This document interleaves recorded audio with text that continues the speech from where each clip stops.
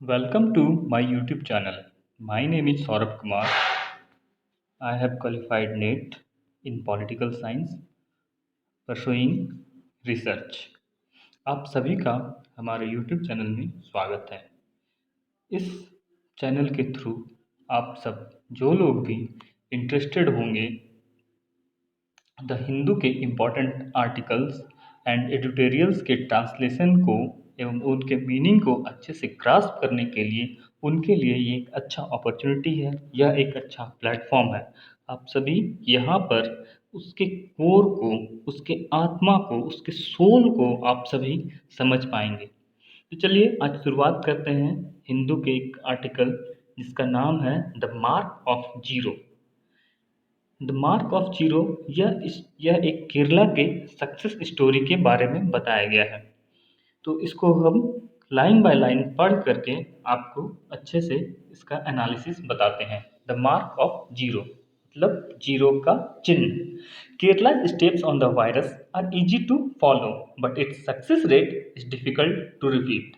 देखिए आप सभी अभी जो लोग न्यूज़ रेगुलर देख रहे हैं, समझ रहे हैं, उन्हें ये बात पता है कि केरला ने बहुत ही अच्छे से इस वायरस को हैंडल किया है और ये केरला इस वायरस को हैंडल करने में सक्सेस रहा है। तो राइटर का क्या कहना है कि केरला का जो स्ट्रेटजी है उसको फॉलो करना बहुत ही आसान है। केरला गवर्नमेंट केरला गवर्नमेंट ने जो भी स्ट्रेटजीज अपनाई उनको फॉलो करना इजी है, लेकिन उसको उसका सक्सेस मिल पाना, जिस लेवल से वो सक्सेस हुआ, वो काफ़ी डिफिकल्ट है। With containment strategies in place even before the first case of novel coronavirus was detected on January 30, Kerala, Kerala appears to have finally hammered the curve flat. तो Kerala government ने क्या किया, कंटेनमेंट स्ट्रेटजी जो है एक तरीका कि कंटेनमेंट कर देते हैं, रोक देते हैं, लॉकडाउन कर देते हैं। तो ये स्ट्रेटजी केरला गवर्नमेंट ने इंडिया में जब पहला केस जनवरी जनवरी 30 को डिटेक्ट किया था, उससे पहले ही ये काम केरला कर चुकी थी और शायद इसी के कारण जो है वो केरला इस वायरस को से निपटने में सफल हो चुकी है। On May 1 for the first time the state reported 0 new cases. और जब से केरला में नए नए केसेस आने लगे तब से हर दिन केसेस आते थे, लेकिन मई 1 मई केरला का पहला ऐसा दिन था जिस दिन कोई भी नया केस रिपोर्ट नहीं हुआ। फिर 2 मई को आया, लेकिन फिर से 3 और 4 मई को कोई नया केस रिपोर्ट नहीं किया गया।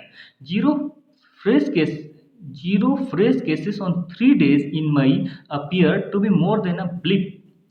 तो जीरो केसेस जो केरला में जो है 3 दिनों में, ये सिर्फ एक संभावना,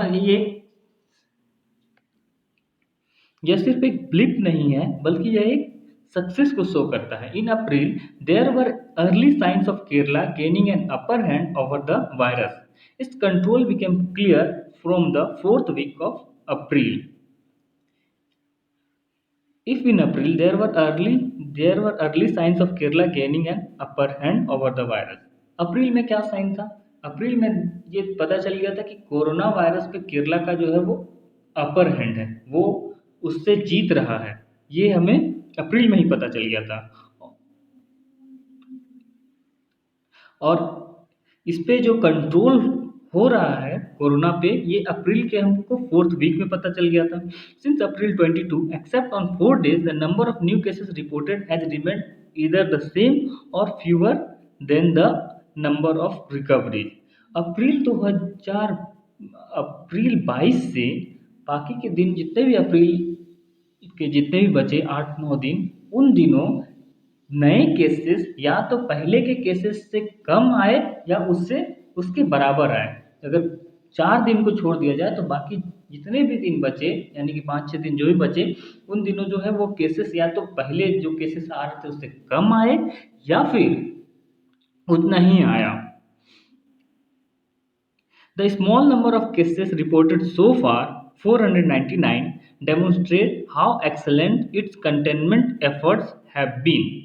अब ये राइटर यहाँ पे कह रहा है कि केरला में जो कोरोना केसेस है मात्र 499 है। ये दर्शाता है कि केरला में जो कंटेनमेंट का एफर्ट किया गया इस वायरस से लड़ने के लिए वो कितना ज़्यादा सक्सेसफुल था। What is more remarkable is that 462 of those infected have fully recovered. इससे भी ज़्यादा जो रिमार्केबल है, जो ध्यान रखने वाली बात है कि 462 लोग जो हैं वो फुल्ली रिकवर हो चुके हैं, including an elderly couple aged 93 and 88 years. 499 में 462 लोग ठीक हो चुके हैं और इन 462 में ठीक हुए में एक ओल्ड एज कपल भी है जिनका की एज 93 और 88 है। And there have been just 3 days a case fatality rate of 0.6% against the national average of 3.3%। और यहाँ पे जो मोर्टेलिटी रेट है, जो डेथ का रेट है, वो बहुत ही कम है और ये मात्र है 0.6%। और मात्र 3 लोगों की जो है वो अभी तक मृत्यु हुई है। और वहीं अगर इसे हम नेशनल एवरेज से कंपेयर करें तो जहां नेशनल एवरेज 3.3% है, वहीं पर केरला का फर्टिलिटी रेट मात्र 0.6% है। The containment success can be traced back to how Kerala did not wait for directions from the centre but instead led from the front. अब ये केरला ऐसा क्या किया जो इतना ज़्यादा वो सक्सेसफुल हो गया? इस चीज़ को समझने के लिए हमें ये देखना होगा कि केरला ने कंटेनमेंट कब शुरू की। केरला ने जो है वो कंटेनमेंट प्रोसेस जो वो शुरुआत में ही लगा दी। इस केरला ने सेंटर का वेट नहीं किया कि सेंटर से जब डायरेक्शन आएगा तब कंटेनमेंट प्रोसेस लागू किया जाएगा। When the number of cases increased to 12 on March 10, a day before WHO declared the coronavirus a pandemic, जब जब देश में कोरोना वायरस का केसेस जो है वो 12 हो चुका था 10 मार्च को। और 10 मार्च वह दिन है जिस दिन एक दिन 10 मार्च 10 मार्च वह दिन है जिसके एक दिन बाद जो है वो WHO ने इसे एक पैंडेमिक घोषित किया था।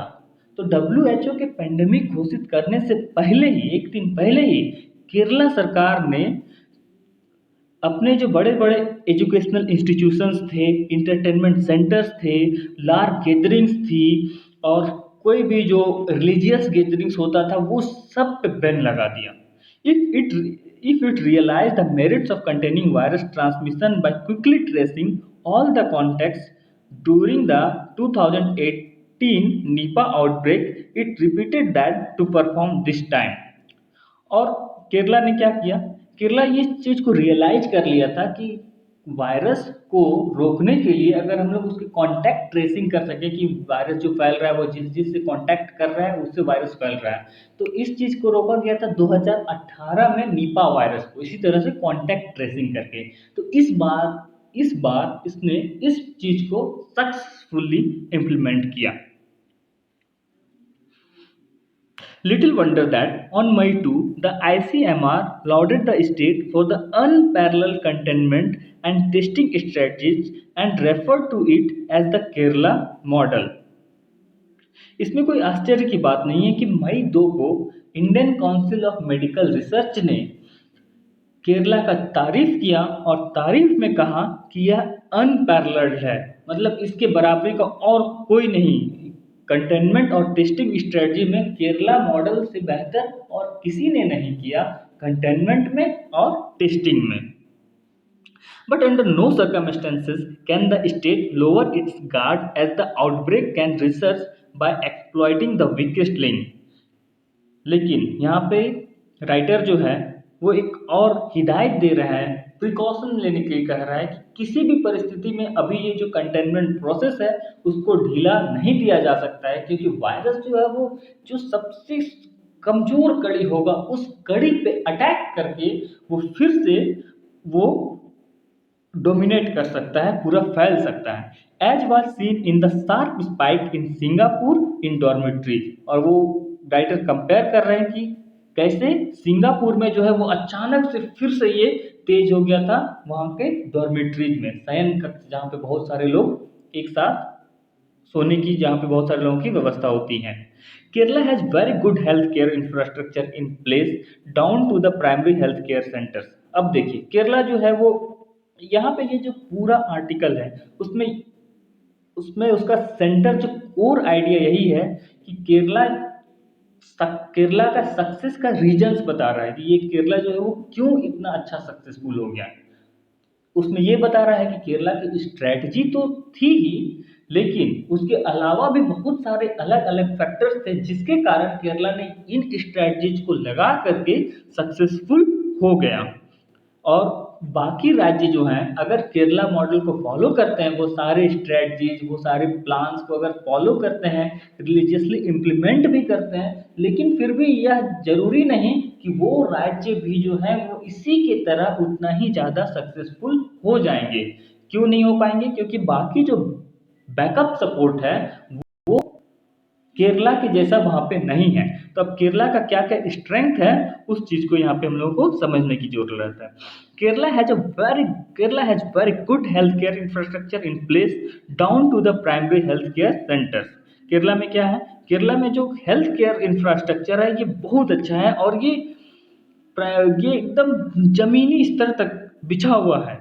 But what sets it apart from the other states is the manner in which it followed textbook epidemiology protocols to the T and beyond, and well before the ICMR advocate them, as well as the entire healthcare infrastructure working in tandem despite being decentralised.